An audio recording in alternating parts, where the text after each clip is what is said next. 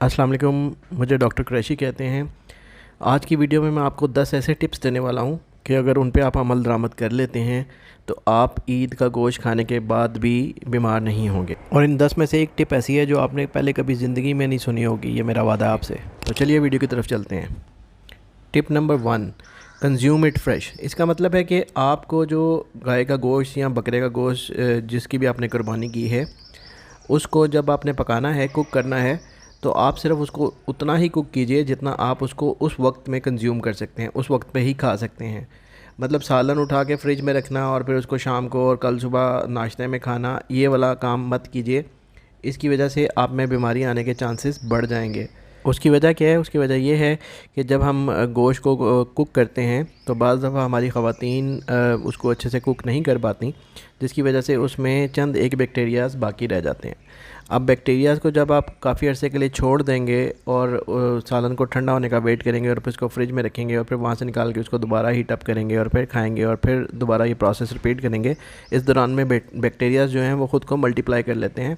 तो जब आप उसको सेकंड या थर्ड टाइम में कंज्यूम करेंगे तो डेफ़िनेटली इसमें आपके बीमार होने के चांसेस बहुत ज़्यादा बढ़ जाएंगे।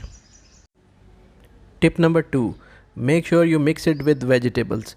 इसका मतलब ये है कि हम अक्सर देखा गया है कि हम लोग जब कुर्बानी का गोश्त खाना शुरू करते हैं और हमारे पास कुर्बानी का गोश्त जमा हो जाता है तो हम ज़्यादातर उसको इस तरह की डिशेस बनाते हैं जो सिर्फ़ और सिर्फ गोश्त की डिशेस होती हैं। कभी भी उसको सब्ज़ी के साथ मिक्स करके नहीं बनाते, जबकि आम हालात में हम लोग जो है वो आलू गोश्त, पालक गोश्त या इस तरह की डिशेस का इस्तेमाल ज़्यादा करते हैं। लेकिन ईद के दिनों में क्योंकि गोश्त की मिकदार हमारे पास ज़्यादा इकट्ठी हो चुकी होती है तो हम उसको कंज्यूम करने के लिए सिर्फ़ और सिर्फ गोश्त की ही डिशेस बना रहे होते हैं और सुबह दोपहर शाम सिर्फ़ और सिर्फ गोश्त ही कंज्यूम कर रहे होते हैं।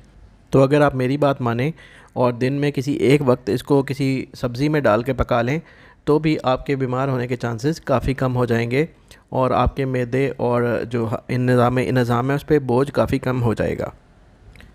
टिप नंबर 3 की बात करें तो इसमें मैंने लिखा है do not have it in all meals. इसका मतलब ये है कि चाहे आप उसको सब्ज़ी में मिक्स करके ही क्यों नहीं पका रहे गोश्त को, चाहे आप उसको सादा खा रहे हैं या सब्ज़ी में मिक्स करके पका रहे हैं, लेकिन फिर भी उसको तीनों टाइम आप गोश्त खाने से परहेज़ कीजिए। अपने किसी भी एक खाने को तब्दील कर लीजिए, सादा सब्ज़ी ले लीजिए, कुछ फल ले लीजिए, दाल चावल बना लीजिए, खाली दाल की कोई डिश बना लीजिए। मतलब किसी भी एक खाने को अपने तब्दील कीजिए और तीनों टाइम सिर्फ़ और सिर्फ गोश्त कंज्यूम ना कीजिए, क्योंकि हमारी बॉडी इस तरह से नहीं बनी। इसको और भी बहुत सारी ग़िज़ाइयत की ज़रूरत होती है। इसको विटामिन्स भी चाहिए, इसको मिनरल्स भी चाहिए और फिर इसको फ़ैट्स भी चाहिए, तो इसका ध्यान कीजिए। टिप नंबर 4 ये है, cook it well, limit use of oil और घी। मतलब ये है कि आप इसको अच्छे तरीके से पकाइए, हल्की आंच पे, धीमी आग पे इसको पकाइए। चाहे आप इसको कुकर यूज़ कर रहे हैं या नहीं यूज़ कर रहे, इसको धीमी आंच पे पकाइए और देर तक पकाइए ताकि ये अच्छी तरह कुक हो जाए और इसके बैक्टीरियाज़ वगैरह बिल्कुल अच्छे से ख़त्म हो जाएं गोश्त के अंदर से। और ऑयल और घी को आप लिमिट किस तरह से कर सकते हैं? आप लोग कहेंगे कि ऑयल और घी बंद कर रहे हैं, इसके बगैर तो गोश्त पकेगा ही नहीं, इसकी तो डिशेज़ ही नहीं बनती इसके बगैर। कहने का मतलब ये है कि अगर आपने दोपहर को इसको फ्राई कर लिया है या कोई ऐसी डिश बना ली है जिसमें आपको घी ऐड करना पड़ा है, तो आप शाम को इसको बारबेक्यू के अंदाज़ में खा लीजिए। आप इसको बारबेक्यू कर लीजिए या फिर ओवन बेक्ड कर लीजिए। इस तरह आप अपने ऑयल और घी को लिमिट कर पाएंगे। और जब आप फ़ैट के साथ मज़ीद ऑयल और घी की फ़ैट कंज्यूम करेंगे तो वो किसी भी सेहतमंद इंसान के लिए भी अच्छा नहीं है। बीमार लोगों को तो साइड पे रख दीजिए, लेकिन किसी भी सेहतमंद इंसान के लिए इतना फ़ैट कंज्यूम करना अच्छा नहीं है। तो इस टिप का मकसद ये था जो मैंने आपको एक्सप्लेन किया। टिप नंबर 5 उन लोगों के लिए है जो एक वक्त में आधा आधा किलो गोश्त खा जाते हैं और फिर भी उनका पेट नहीं भरता।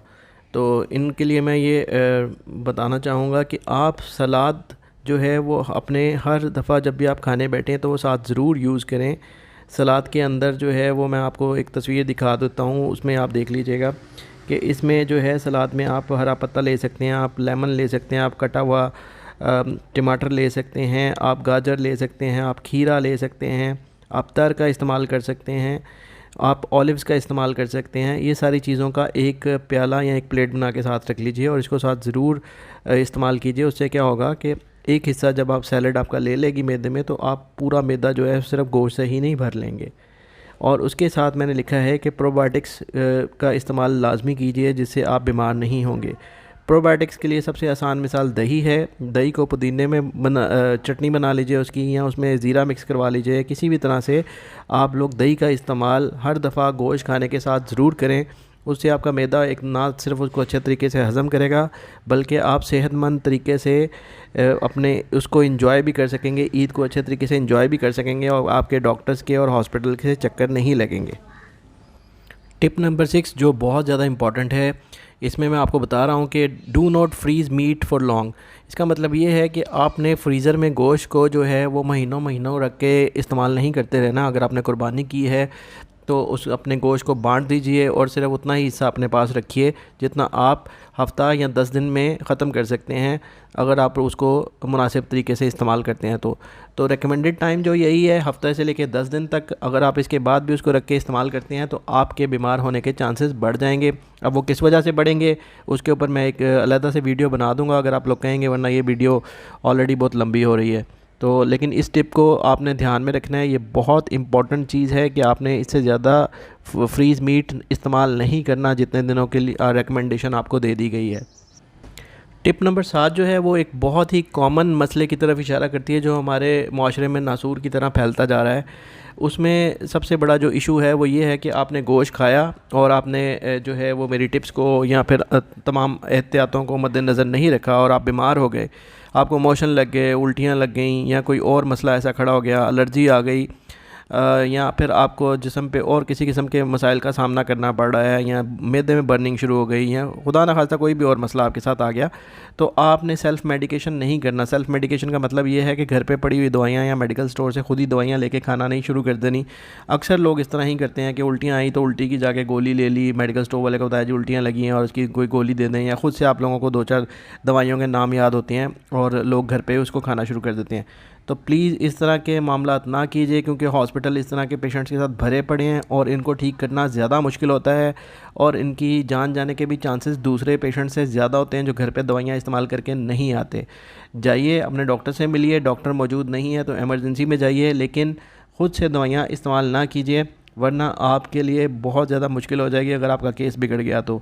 ये टिप भी आप लोगों ने ध्यान में रखनी है। अच्छा, ये जो टिप है ये मेरी सीक्रेट टिप है, टिप नंबर 8, और इसमें मैं आपको एक ऐसी चीज़ बता रहा हूँ जो आपको किसी भी चैनल पे किसी भी डॉक्टर ने पहले नहीं बताई होगी। उर्दू चैनल्स की बात कर रहा हूँ।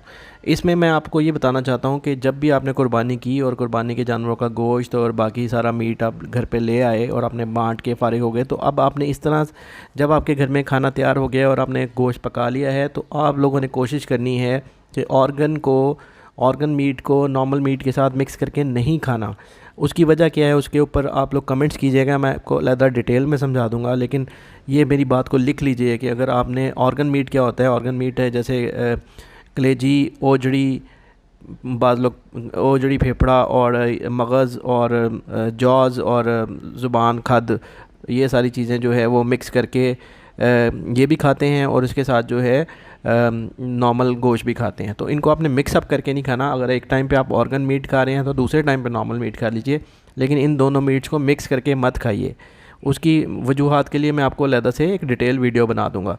तो ये बड़ी सीक्रेट टिप थी जो और किसी चैनल पे आपको नहीं मिलेगी, और अगर आपको किसी और चैनल पे नज़र आए तो आप नीचे कमेंट करके मुझे बता सकते हैं, क्योंकि ये one and only secret tip थी जो ये आपको देना इंतहाई ज़रूरी थी। चलिए टिप नंबर 9 की बात करते हैं, और इसमें आपको बताया गया है कि move as much as you can, do not stick to sofa and keep eating.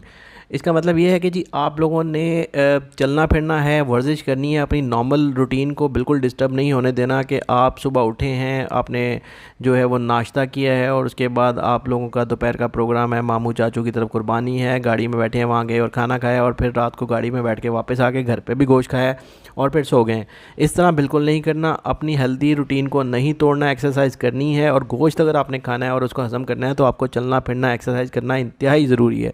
ये मैं तमाम उम्र के जो गोश्त खाने वाले हज़रात, ख़वातीन और हज़रात सबसे गुजारिश कर रहा हूँ कि आप लोगों ने बैठना नहीं है, और किसी बीमारी को, जोड़ों को, किसी चीज़ को इसका जो है वो उज़र नहीं देना बच्चों को कि जी मेरे घुटने नहीं चल रहे, मेरे से हिला नहीं जा रहा। सुस्ती और काहली का कोई उज़र नहीं होता।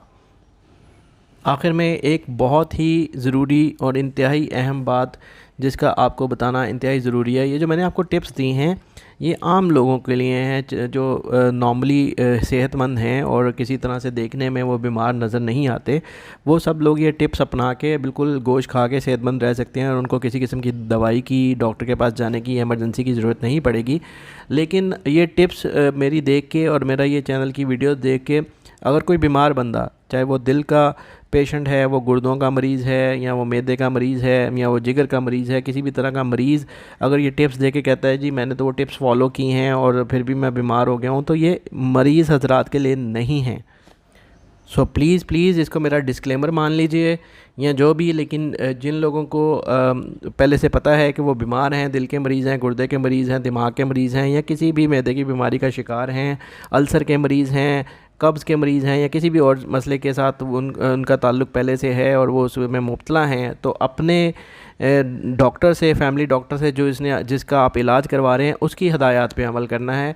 इन टिप्स को सुन के दूसरे कान से निकाल दीजिए। ये सिर्फ़ और सिर्फ सेहतमंद हजरात के लिए हैं जिनको पहले से कोई बीमारी नहीं है, या एटलीस्ट उनको पहले से पता नहीं है कि हमें कोई इस तरह का मसला है जिसके लिए हम पहले से कोई दवाई खा रहे हैं। अच्छे से ईद गुजारिए मेरी तरफ़ से। खुदा हाफिज़।